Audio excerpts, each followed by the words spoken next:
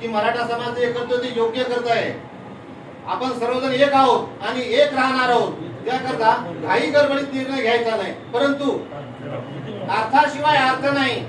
विनायकराव भाऊजीने जे सांगितलं आता की ती आर्थिक नाडी आपल्याला आवडणं गरजेचं आहे. आपल्याकडे काहीच नाही आता, फक्त पोकळ वसा झालेला आहे. आपला सगळं त्यांच्याकडे गेलेलं आहे आणि तेही अवैध मार्गाने गेलेलं आहे.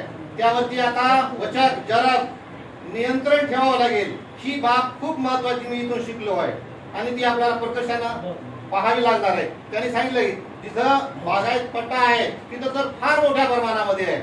म्हणून आपण सर्वजणांनी योग्य तो निर्णय घ्यावा. आम्ही सर्वजण तुमच्या सोबत आहोत. वसमतची आमचे सुद्धा कार्यकारी मंडळी समन्वय समिती आलेली आहे आणि आम्ही तुमच्या निर्णयाशी सहमत आहोत. रात्री 1:30 वाजेपर्यंत संदेश भाऊ सोबत होते आमच्या हॉस्पिटलमध्ये. त्यांनी मला दाखवली ती गोळी. मला बिहार आठवलं.